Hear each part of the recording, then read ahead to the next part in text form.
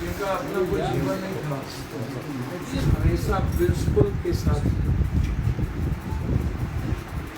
राजनीतिक रूप से भी विचारों के साथ खड़े रहे, सामाजिक रूप से भी कंप्लीट वो सिवान के साहबाद के कंप्लीट रूप से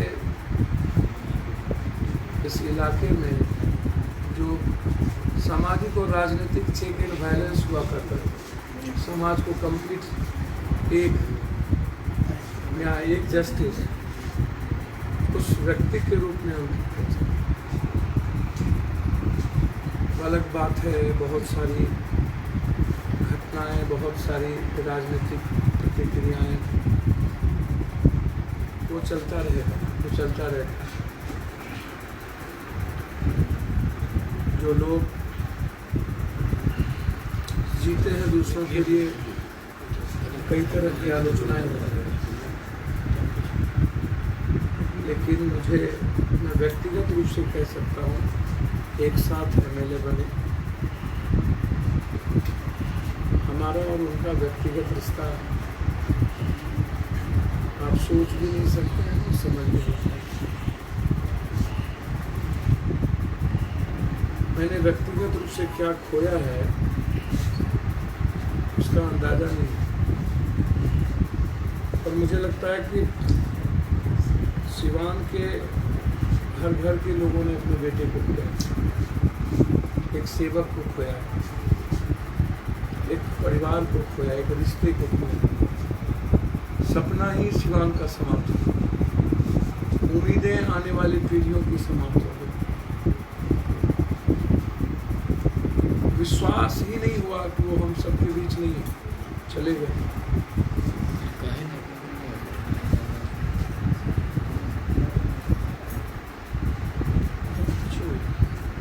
मतलब मैं सिर्फ इतना कहूँगा, वक्त ने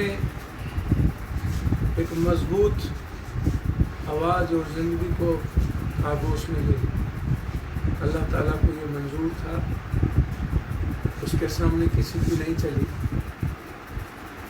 और वक्त हमेशा ज़िंदगी को अपने तरीके से चलाता है, लेकिन कहने के लिए मैं कह सकता हूँ अल्लाह को मंजूर था, लेकिन फिर कोई शहाबुद्दीन जंग नहीं है, उस जैसा कोई। सर, इलाज में लापरवाही हुई, इसके बारे में क्या कहना? मैं कई बार कह चुका हूँ,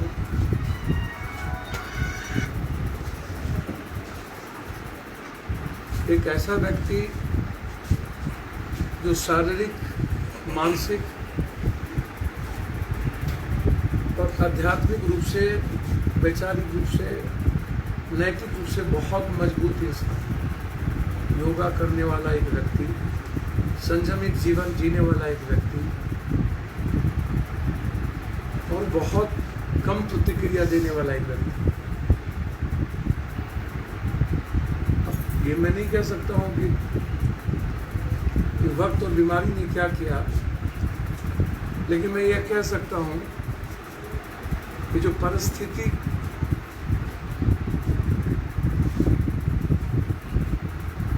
को सिस्टम ने खड़ा करके एक आवाज को बंद कर व्यवस्था। सर, सवाल यह है कि जो व्यक्ति अपने नेता के लिए दिन रात एक करके मेहनत करते चलकर आए, बाहर भी सर, मेरी बात सुनिए, चलकर आए,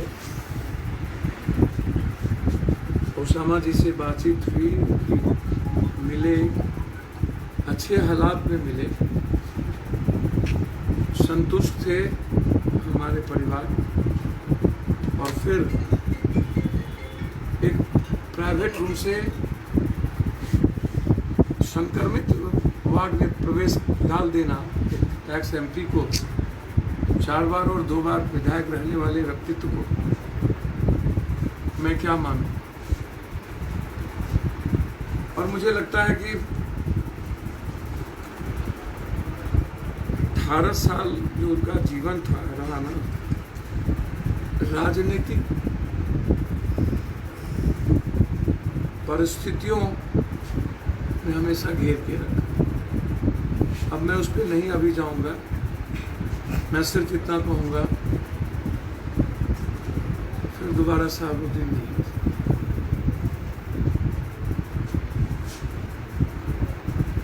जब याद करता हूँ सिर्फ इतना कह सकता हूँ, पता नहीं क्यों चले गए। मुस्कुराता हुआ वो चेहरा मेरे साथ बहुत सारे अंतरंग रिश्ते उसके बहुत हद तक कुछ चीजें उससे कहते थे, पप्पू जी व्यक्तिगत जीवन में तो मैं आपके साथ हूं,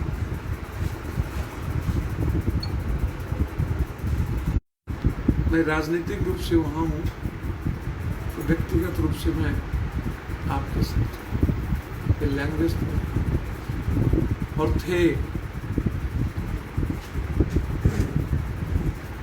मेरा यह परिवार है,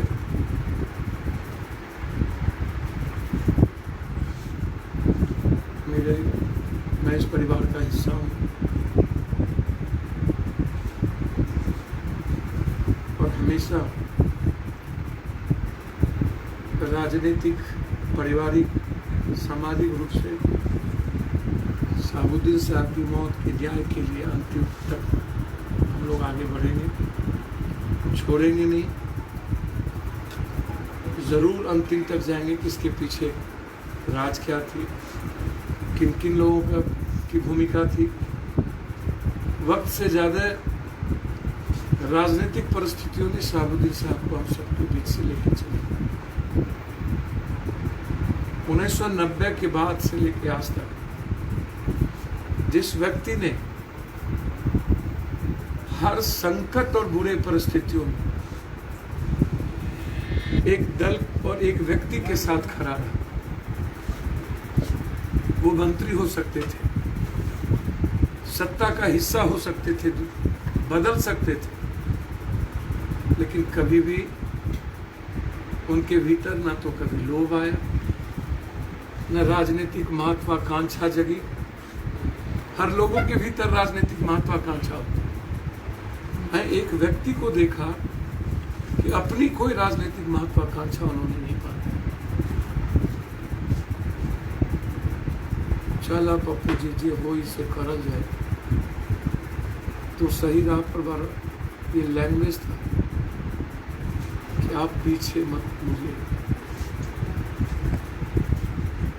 जिसने अपने जीवन को समाप्त कर दिया, उसके साथ और उनका यदि कोई ना हो तो शायद ना तो किसी के ना हो। ये आप समझिए, शहाबुद्दीन जी के यदि कोई ना हो सके तो फिर किसी का नहीं। बस मैं इतना ही। सर, जब भागलपुर से साहब आए थे तो उस समय सर बोले थे कि हमारे नेता लालू प्रसाद यादव, और जब उनका निधन हुआ उनके पुत्र सर दर की ठोकर खाते रहे। वहाँ पे कोई भी व्यक्ति, लालू प्रसाद यादव, तेजस्वी यादव, कोई भी उनके परिवार का आदमी इनसे मिला तक नहीं माना जाएगा। एक बात बोलो, इसमें एक बात समझ,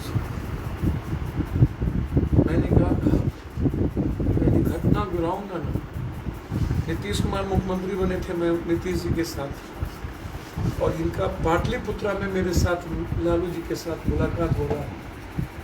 यदि शहाबुद्दीन जी नहीं होते ना, मैं लोक लाज क्रॉस कर गया होता। आए शहाबुद्दीन जी, हाथ पकड़ लिए रात के 1 बजे। कभी भी एक आवाज बनकर उनकी खड़ी रही, उनके पीछे में भी।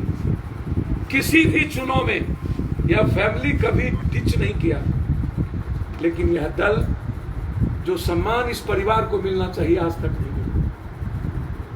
यदि कोई राजद में हकदार है सम्मान का ना, तो सबसे पहले शहाबुद्दीन जी और शहाबुद्दीन जी का परिवार। लालू यादव जी के बाद यदि कोई अधिकारी है तो शहाबुद्दीन जी और शहाबुद्दीन जी का परिवार है। यदि आप जानना चाहते हैं तो जो इन्होंने खोया ना, जो इन्होंने दिया,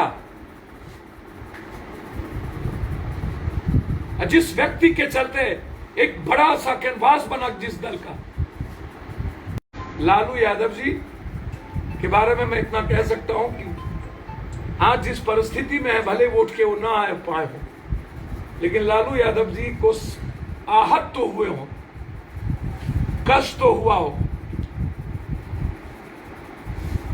उस वक्त जन्म नहीं हुआ था लालू यादव के बेटे का, जब परछाई थे शहाबुद्दीन जी।